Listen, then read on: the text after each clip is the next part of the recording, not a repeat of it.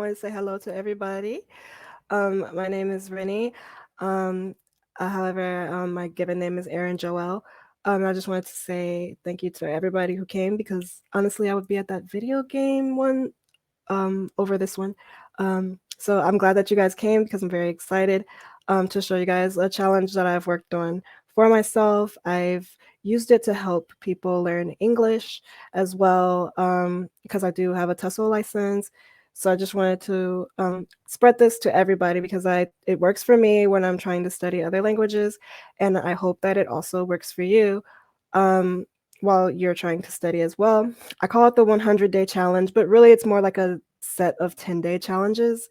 You can mix and match a bunch of different subjects that you would like to talk about, and build your vocabulary by subject is basically what the 100-day challenge is. So yeah, I'm very excited to introduce that to you guys. Next slide. Before I start, I do want to dedicate this to my grandfather. He had Broca's aphasia, which is something that he got when he had a stroke and he was unable to say certain words. And it kind of motivated me to learn more languages because it always fascinated him that I would have, more to say to him as he was, dealing with this. And yeah, so I just want to dedicate this to him for a moment. When we talk about the 100-day challenge, what is it? It's basically exploring new topics every 10 days. I do have a set of example topics that you can use. I have other topics coming because I do this through, I guess, kind of like a program I call myself running through Duolingo because I do ambassador meetings there. So if you guys are interested in that, you can check that out. But basically what we're doing is building our vocabulary every 10 days and building on basically a little bit more than what we know before. You're going to create a theme for every single project that you do within this 10 days. And when I say project, I don't mean something huge like coming up with, a 45-minute speech. I mean doing, even just being able to have a conversation with yourself, creating a conversation, being able to say something. There are going to be a lot of examples as we go through of what I would consider very helpful and to measure your growth.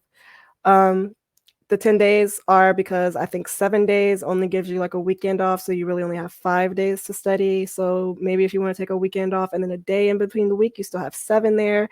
I feel like 10 days is just very flexible. If you want to procrastinate, take a day off, sleep all day, whatever the case is. To practice your speech. So you do have to do a little bit of output as you do this. And because one of the things I notice people do is they do a lot of input, they do a lot of reading and listening and not a lot of speaking. So what I find most effective about this is that you are doing output at the end of every 10 days or even at the end of every day, depending on how you study. And then it also gives you enough time to look for enough resources for both communication, listening, and creating a project. And then when I say that, I mean, you can make a poster or whatever. You can make, you can just plan a conversation that you're going to have about something. You can make a TikTok, whatever you want to do.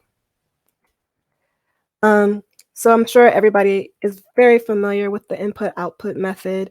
Could be exhaustive, but if it is the first time that you've heard about it, I do have a little bit of introduction for what the input-output method is. The input is going to be what you put in your head. I tend to find that it's the most frustrating method because it's kind of what I learned to do in school. To kind of read and put in all the information, to listen to these, very dry and dull conversations. And, we did a little output with rehearsing these conversations that maybe we had in a textbook or a worksheet. But I still felt like that was input because I was still kind of taking in this new information. And I didn't feel like I was really getting anywhere because I was kind of measuring everything that I was doing on what I was taking in. I find a lot of people that take in a lot, like do more input than output, will say stuff like, oh, I understand everything that is being said, or I understand everything on this show or on the radio or everything that you're telling me, but I'm having trouble saying something back because there's a lack of output there. However, if you're a beginner, I find that it's good to use as much input as you possibly can. And I have one very big example of a um, input method that may seem a little bit counterintuitive, but I use it all the time, which is a English grammar book. Yes, English is my native language. However, I've found studying the grammar in my own language has helped me so much in understanding other languages. The grammar rules just come so fast to me because I understand my own language very well. And this book, for example, does not just have, things about um, punctuation and things like that, but it also gives you introductions to different kinds of verbs, um, the nuances between the verbs, the agreement of a pronoun and an antecedent. These are things that you don't really think about every day when you call yourself a grammar gremlin, but when you actually study it and realize, like, even though I went through all grade school of speaking English, knowing English, there's a lot of that I did not understand. I came to understand a lot more in other languages, kind of intuitively, because I intuitively understand what I'm being told here, just with regular English. So I do recommend, like, studying your own grammar and getting to know it versus spending a lot of time on the new grammar, because maybe the reason why you're suffering a little bit could be because of the way that you are studying grammar. But that's just one little example. Um, Output is what you put out into the world. So of course that's going to be speaking and writing primarily, because how else would you put things out? Um, and a lot of people tend to want to forego writing. And they want to forego reading too when they're doing input, because reading is a form of input. But I find that this is very important because um, you can have like a faster input, which is listening, but a slower one would be reading, and it's the same but the opposite. With output, it would be speaking and writing, and I find that writing has helped speed up my process, even just starting from the beginning with the basic vocabulary that I learned within 10 days. So I recommend that a lot too. Again, there's more suggestions for input and output here. And since I am going a little quicker than I thought, I'm going to slow down and give you guys a little bit more examples, materials for input. Um, Television shows and movies are a really good example. I love Netflix because they have such a huge array of original films from different countries. I love 3% in Portuguese. I love um, Dark in German. I like to listen to these. I like to do things like listen to certain phrases, pause my phone, repeat them into the microphone, play them again, listening to the native speaker. I saw an app that seems to make that easier, that I believe that we all were introduced to in one of our emails, UTalk, that has like a similar method. So I'm really excited to check that out as well for input. Um, the news, even just reading one article a day in something that you're interested in, can help improve your language learning substantially. Books, of course, and a lot of people like to go over Harry Potter, but I find that to be one of the most frustrating books to get through in another language. So I find it interesting that everyone's like, oh, please go do Harry Potter. But starting off with books that are at your reading level in that language is probably most ideal. So if you're just learning to say apple, and if you're just learning to say, I want to go for a walk, read something that's similar to that, even if it is boring and elementary school. Um, you'll build faster as you go along. So I would really, really recommend that you read at your reading level in a given language. That's what I tend to call it. It's like you're kind of starting from elementary on. Um, Music. I listen to music in other languages, but not necessarily to learn. I think it is a good way to immerse yourself in the culture and So I recommend it for that reason, but I've never sat down and like actually translated every single song. But I do like the feeling I get when I listen to a song and finally understand, like I realize I understand all of the lyrics. So it is a good way to kind of measure your input in a way. Podcasts also, if you want to just listen, even if you just listen to um, one episode again and again and again and again for a week until you're able to listen to it. I'm gonna give you an example of something I would do. I would listen to it, um, try to get like a right, maybe a summary every day of what it was that I heard in the target language, but try to build more and more as I go along. And when I think I have an example of an exercise like this in upcoming slides. Um, but summaries, very short summaries, even if it's just a paragraph, go a long way over this period of time. Instructional videos and tutorials. You'll notice I have both that for both input and output. Cooking videos, yoga. I use yoga workout tutorials. I've done crochet tutorials, just general tutorials for like how to change the battery in your phone. Anything, just put in the keyword, translate it, follow along. Something about that just helps you pick up language like that. You hear the word hand and you see what she's saying and you see what they're doing and you just get it. It's really neat. So 10/10 recommend. For output, message boards and blogs are really very useful. I like to use Reddit. I like to run my mouth on Reddit and ask people, especially for my summaries. I'll put my summaries of my target language into the message board or the blog and have somebody edit it for me and tell me if it makes sense. Um, Pen and paper. Again, just writing summary is very helpful. One thing I also started doing with Japanese recently was writing things that I'm grateful for, just small things. I have it's right here. I have a planner where I write my, sorry, it's kind of dirty, but I do have a planner here and I put like my daily tasks in it. And that's basically like how I put the 3 things I'm grateful for, etc. I would do it, but I think it's going to be a glare on the screen, so I don't want to do it and look silly. Workbooks. I do use workbooks. I mean, right now I use the most obvious workbook that you can use for Japanese, but I love it.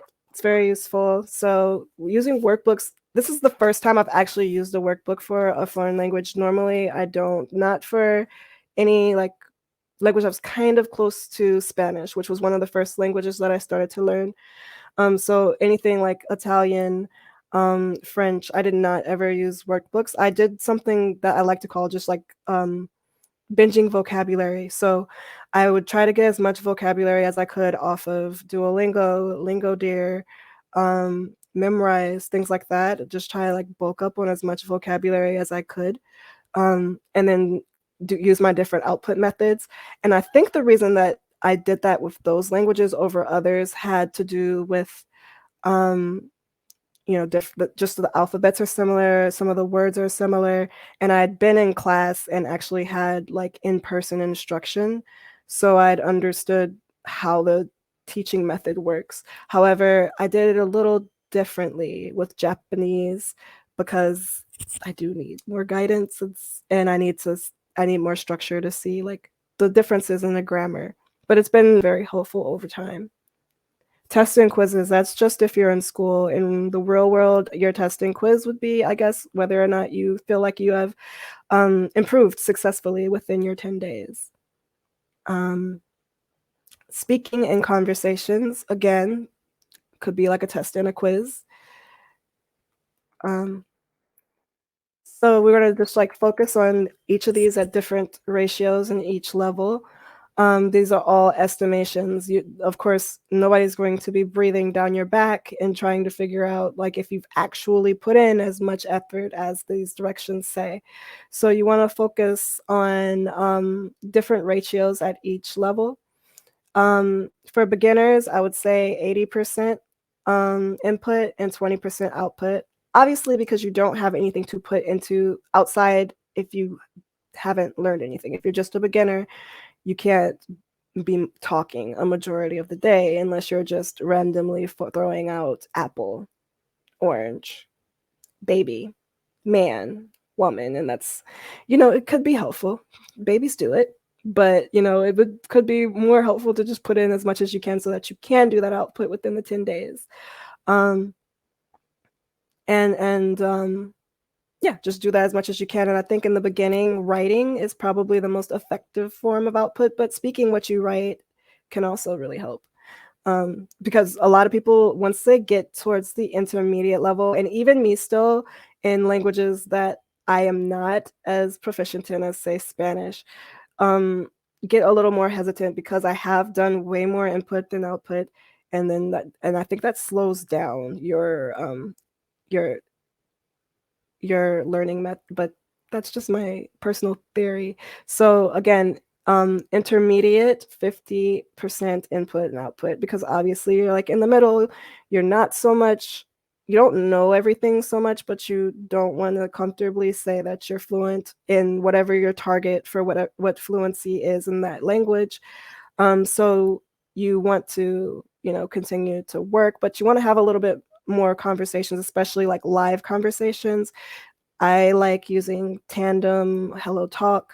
Hello Talk's kind of weird sometimes, but Tandem's pretty cool. And yeah, you do get people who ghost on you a lot, so you kind of have to re-meet people again and again and again. But because you're doing this 100-day challenge, in my experience, because I know what I'm going to go in there and talk about with people online, it's more comfortable for me to just jump into new conversations with people. So that's another perk of just going topic to topic for day by day. And then, of course, with advanced, you're going to use less input and more output. But I don't think, like even myself as a native English speaker, that I know all the English that there is to know in the world. So input is always important. So you want to continue to input, but of course, you're going to do way more output because one thing the pandemic has taught me is that if you don't use a language, you don't necessarily lose it, but you do lose the momentum that you were at before, compared to where before. And this is my little Duolingo slides originally, so does have the bird, kind of being scary and sneaky. How long should you study per day? I would say that you want to give yourself 2 hours per day, but when I say 2 hours, I don't necessarily mean to sit down for 2 hours and study. For instance, in the morning, you can do some like the vocabulary binging that I talked about. Maybe you sit on Lingo Deer and you practice your Korean. I don't study Korean, but sounds cool, like something somebody who learns Korean in the morning could do. While you're making breakfast or while you're in the bath or whatever, just do, half an hour of Lingo Deer. Well, now you have half an hour a day to work with that. Then, an hour and a half for the rest of the day. Say you go to work and during your lunch break, you watch an episode of some K-drama. I like K-dramas. I don't know Korean, but I do like K-dramas. So maybe that's what somebody who learns Korean would do at their lunch break. Again, just a suggestion. Now you have a full hour of language learning that you have done. So then at the end of the day, maybe you go to a K-pop blog. Maybe that's something someone who learns Korean would like to do. So they'd go to this blog and they'd spend half an hour just reading on, maybe I love Blackpink, so maybe Blackpink. That's maybe something that they would do. And then there's 30 more minutes at the end of the day. So maybe they'd have a discussion with their friends in Korea about, maybe what they ate for dinner, or maybe just have them check up on, some of the things that they've written down throughout the day. Those, I think, would be really good examples of this. Okay. And that's 2 hours, unless I forgot something. And these are just examples that I've used in the past for my Duolingo events. I've done this so far for through Duolingo for Mandarin, Japanese, English, and Spanish. And I've improved over doing this, and this is why I want to continue to spread this to everybody, because even I myself have improved by doing this with other people. But the one thing that feels the best to me is that I've watched other people improve. Like coming in every single week and seeing people go from, you know, just talking generally and, stumbling over words, or being like, oh, I'm just going to speak in Spanish because that's what I'm most comfortable with. And then like by the end, they're actually speaking English. Like by the end of the 100 days, like they're actually having these conversations, and you notice this and you're just like, so this is the generalized example that I usually use. These are basic conversations that somebody can come out and say, I guess, go to a bar or something and have a well-rounded conversation about themselves.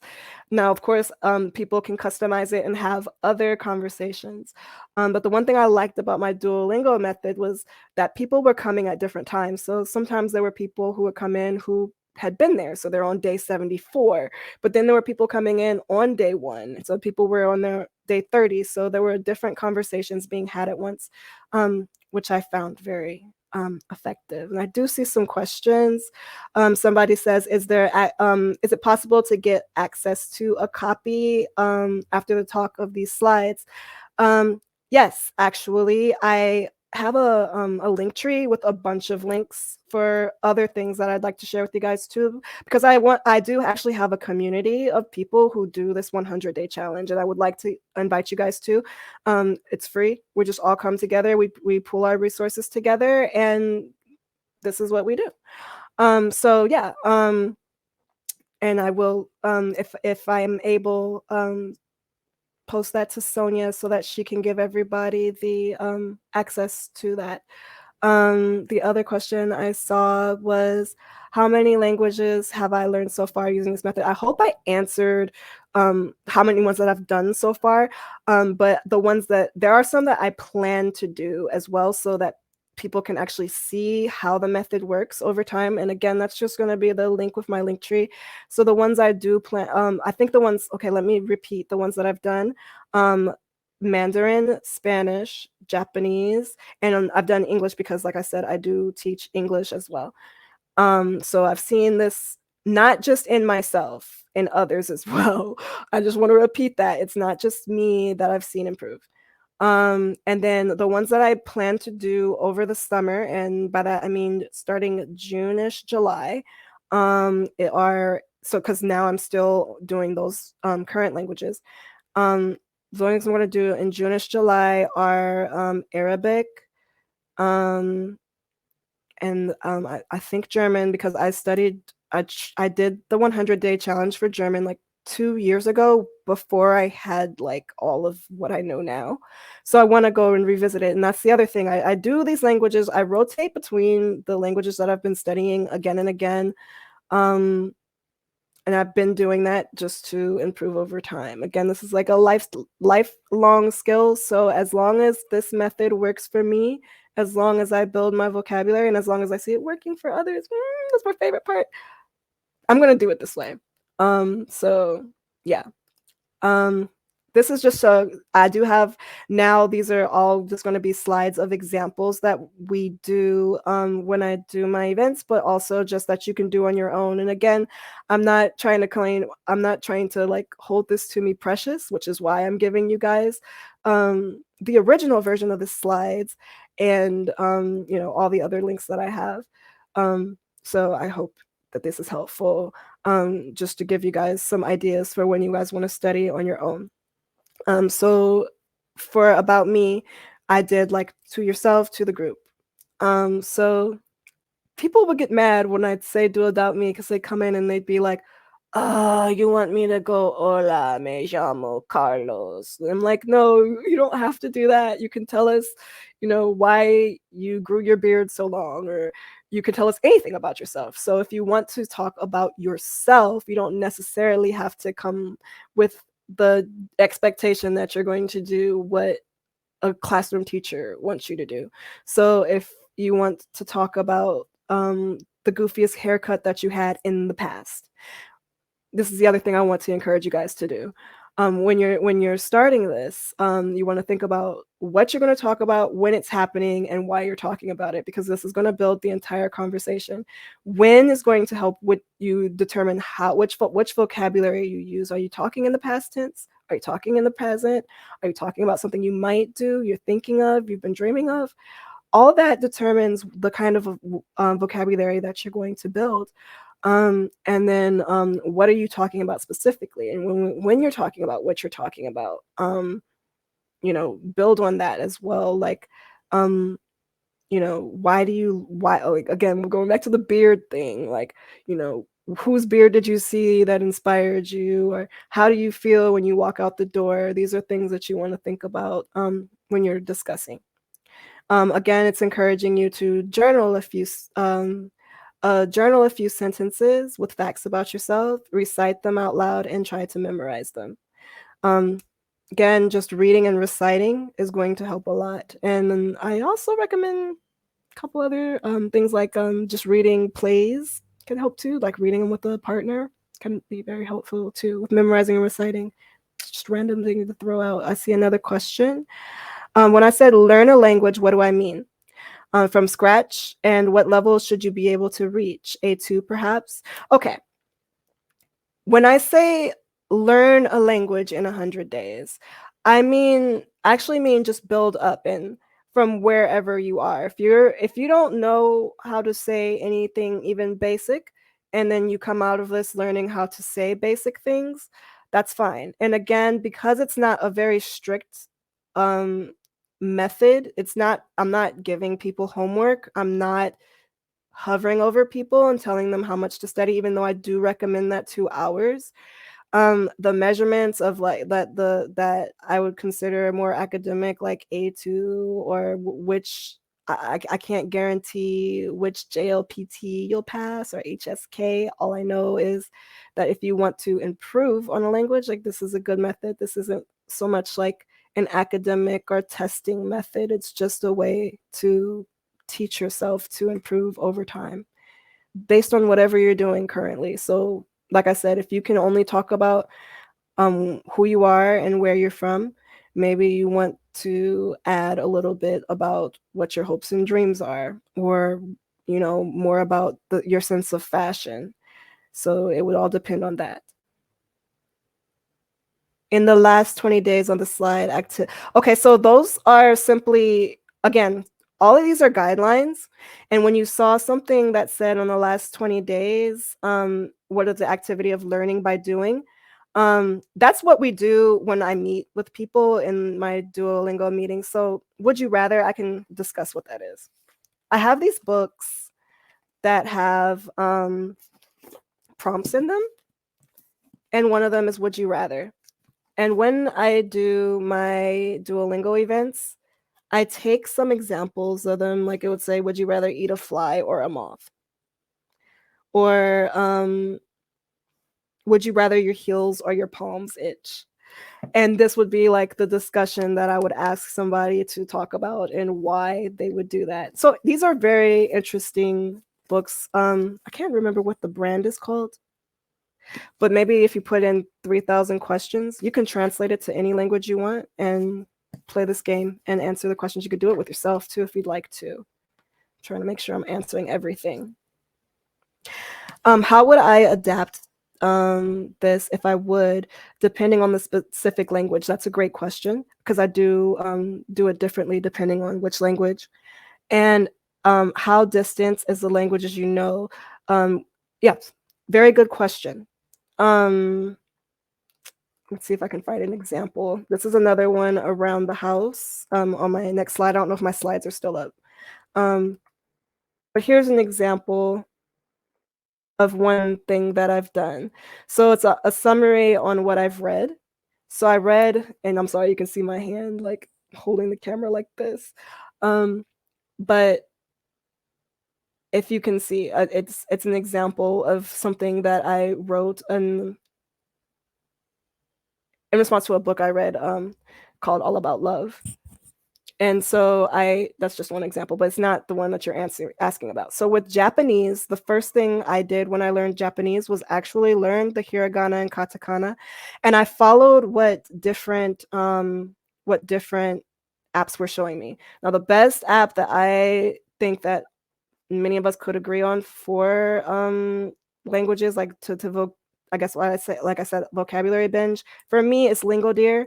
So I started with that because Lingodeer had all the hiragana and katakana had the stroke order of how to draw it.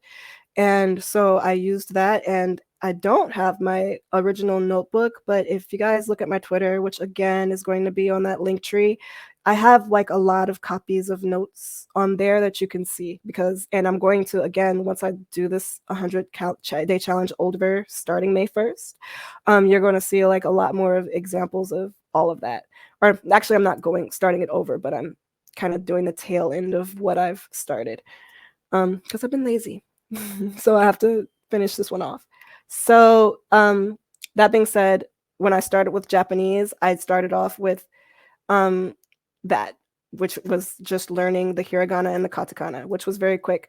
I also did the same with Arabic, but I did not study Arabic for that much. I think I studied it about before the pandemic, so I always want to say last year, but it was probably 4 years ago. And I did do the alphabet first, and then I would go through and vocabulary binge. I used Duolingo to do that, and then I would write down. I would do a lot of output with writing so that I could get used to the handwriting, reading and writing it, editing it. With Japanese, it's a little different because you also have to learn the kanji.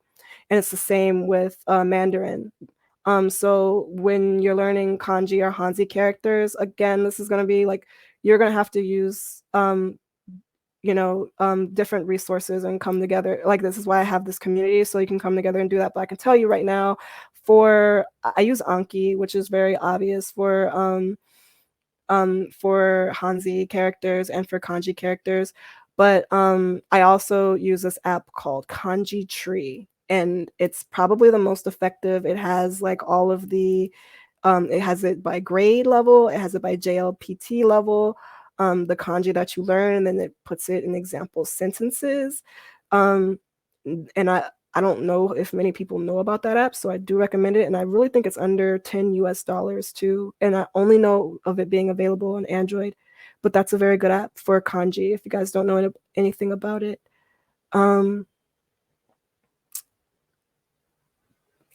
I went a long time on that question, but the next question is, I hope I answered that to adapting to different languages, because you do have to add in learning on top of the new vocabulary. I usually just write, if I hear something first, obviously I'm going to write it in hiragana or katakana, but then I always go back and look it up, and I have notebooks. You want to keep notes. My notes are very messy. I don't have the most beautiful notes, as you can see. I have other examples of my notes. Here's some Mandarin notes here. They are not the most beautiful notes that you'll ever see in your life. However, they are very effective for me, and I can go back and look at them. And I think I'm going to add in rewriting my notes to see if that does do anything magical, because I don't ever do that, but I'm wondering if that exercise does something visually and with your memory to just repeat things that you've already written. So the next question, do I usually focus on one language at a time, or do I like to learn multiple? Okay. Simultaneously, I would do no more than 3. Just because if you're going to do this method, it's going to be like 6 hours of your time. If you're truly doing the 2 hours a day, I personally feel like after a while you kind of learn your flow, and you might not do 2 real hours. You might do as much as you know that you can get out of a day, which is fine. So you can do it with one language, you can do it with multiple. I've done it, like I'm doing it right now with Spanish, Japanese, and Mandarin. So I kind of feel like you can mess with it in any ways you want. I've done a signed language and a spoken language before at the same time as well. So I do want to say, if you are into a signed language, recording yourself is one of the most effective ways to do output and input at the same time too, because you can always go back and look at your videos and watch yourself have a conversation again. So like there's a lot. It's deeper than just the different scripts. You know, there's also just with signed languages, there's the facial expressions and, you know, just the gesturing. And so you want to, there's so many nuances to it. And I really think that in order to maximize this, you would have to know your study style and your learning style initially, and build from there. So I hope that I helped me with that. I've mentioned some apps to practice conversations. Can I repeat them? Yes. I use, the main one that I use is Tandem. Tandem is sort of free. It does have like paid features, but it's kind of like social media for chatting. And I use that one because I feel like I meet less eccentric people there than I do at places like Hello Talk and Hello Pal, which, you know, sometimes I want to have a conversation with this person, and sometimes it's like, do I want to have a conversation with this person because they're kind of messing with me? So I feel like I get the most effective learning partners from those two places. But I also have a Discord, guys. So if you are interested in that, again, I will post the link tree. Let me actually get that ready right now, so I can share it. And what else do I want to talk about? Also, you can make friends on Reddit. Reddit has a lot of different threads, guys. So if you go to Reddit, Reddit has so many Discord channels. I found all of my ASL Discord channels through Reddit. And ASL, I really hope that you guys would try to learn that. It's so useful for so many reasons, even if you are not in the United States. Like, and also, you know, there are some sources for other signed languages as well. But just being able to communicate non-verbally, once again, just thinking back to my grandfather, it does benefit people a lot and extend their quality, improve their quality of life. But it's also a good way to talk to children.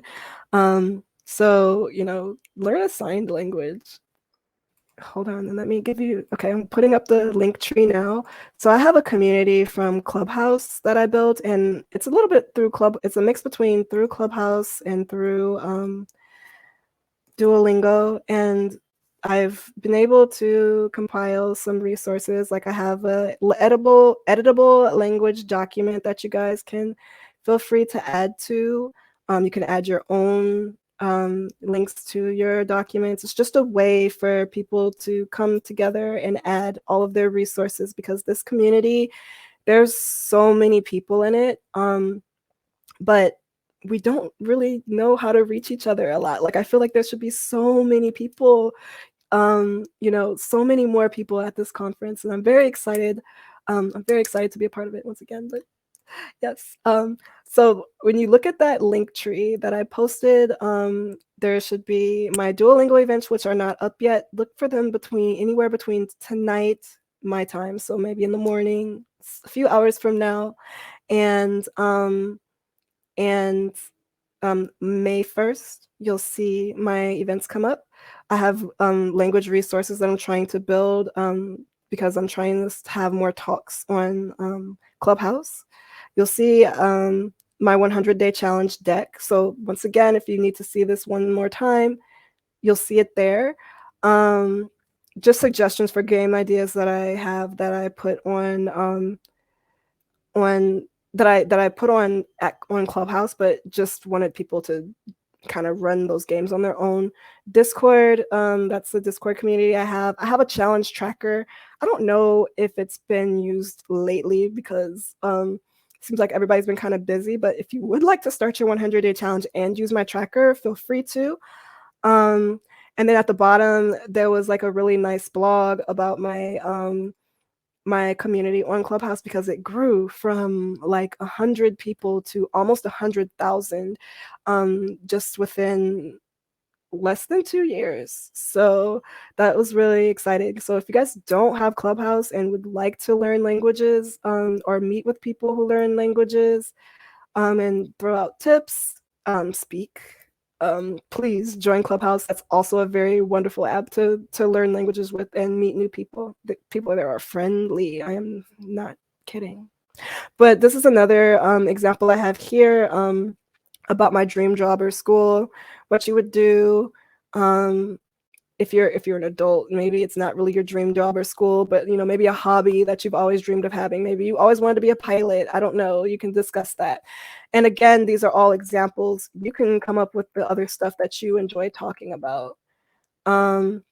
This is another input example I had. I took a lot of pictures of these because I knew that it was going to be weird to try and show you guys like the inside of things. So this is, again, some more notes from Todo sobre el amor. I loved this book. Well, I already read it in English, but I love this book. And I just kind of went through in real time as I was reading, and I would translate the words and then go back and read aloud as loudly. I can't remember which app would always say, repeat this loudly. But it really does help to repeat stuff loudly. So I would read the paragraph, find the words I don't know. I would translate them in real time, go back and read again. I do have examples of this on Clubhouse. I do read, and I've also had events in the past on Duolingo where I've done that too. So you can see my past events, and I'm really looking forward to doing book clubs again too. So please look forward to that. In different languages. This is another example of about my hobbies. Looks like I'm getting in towards the time that I was looking to be. So I'm just going to continue to go through these examples. This might be the last one about my community. This is where we're talking about just how to talk about. When I'm saying your community, you can talk about customs, culture, language, issues in your community, anything you find passionate about and that yourself being passionate about, because you might want to one day talk about that in your target language. And then, building from there. You can do this 100-day challenge again and again with the same subjects, different subjects, the same in some, the different in some. And I do think that it really does improve things.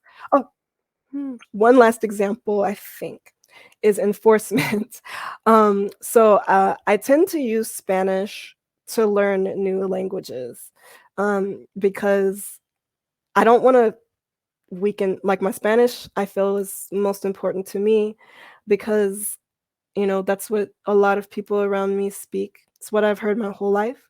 But I do still want to learn other languages. So one thing that I would recommend, because there was a question rather about multiple languages, is if you've done the 100-day challenge before in the previous language, try and do your notes in a mixture of that language and the language that you're working on, and see, you know, kind of think about, like, is this difficult to you? Is it easy? Because maybe if it's a little difficult, maybe you want to go back and do the 100-day challenge for that again, or do it alongside the other one.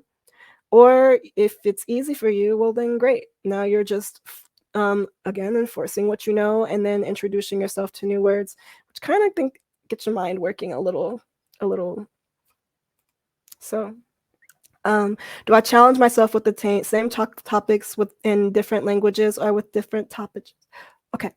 Obviously, in the beginning, when I'm first learning a language, I try to just learn basic stuff that I would need to semi-understand a newspaper.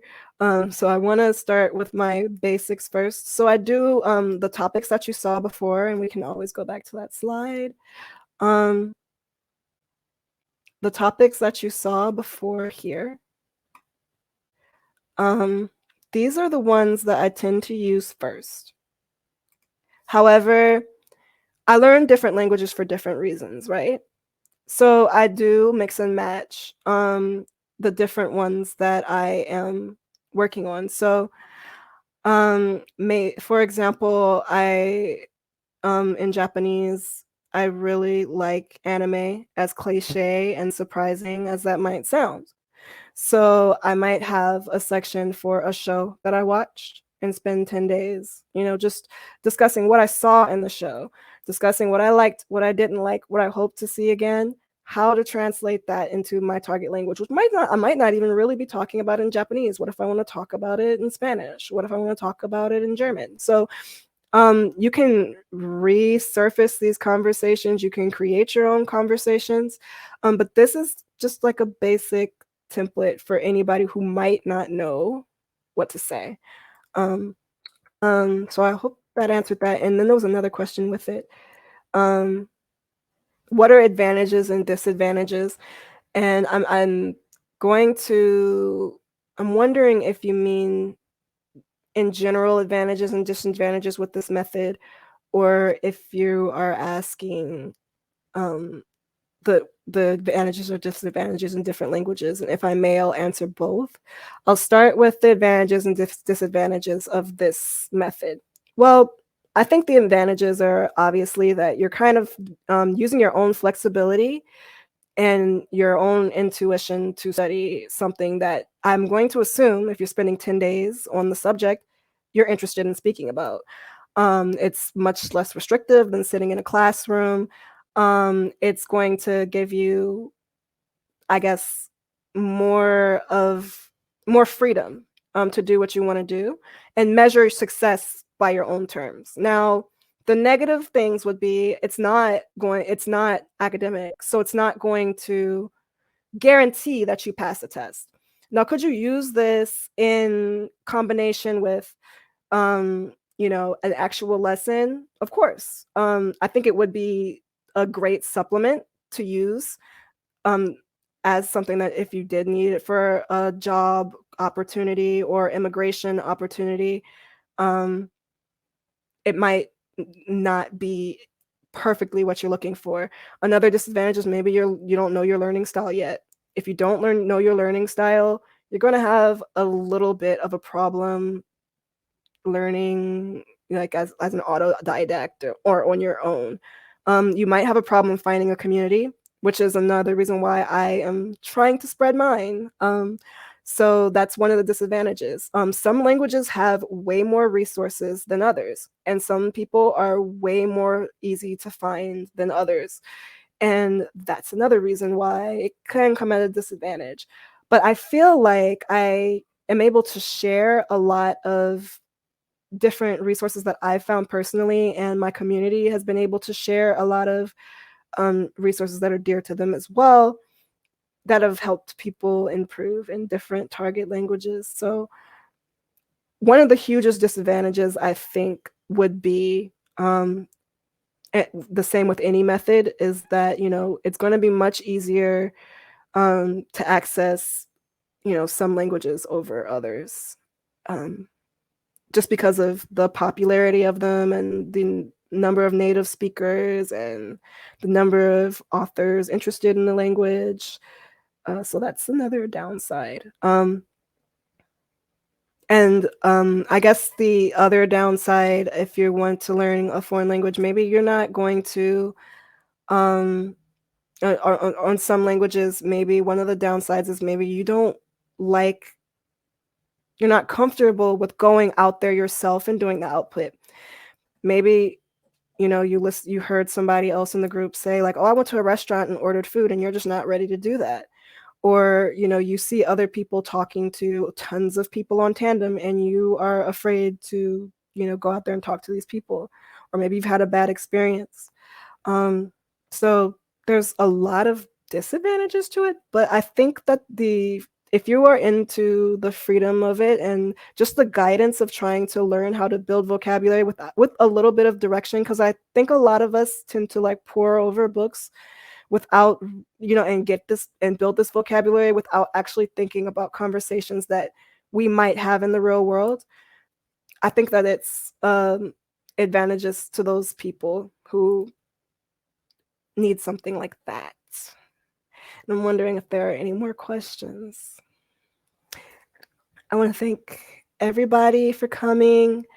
And I hope you guys do check out my Linktree and just continue to follow up with me and the 100-day challenge. I really hope that I've given you something that you can use in the future, even if it's just a little tip that I threw out or something. And I'm also just so excited to see all of the other videos. So thank you guys, and I hope you have a great morning, evening, afternoon. Bye-bye.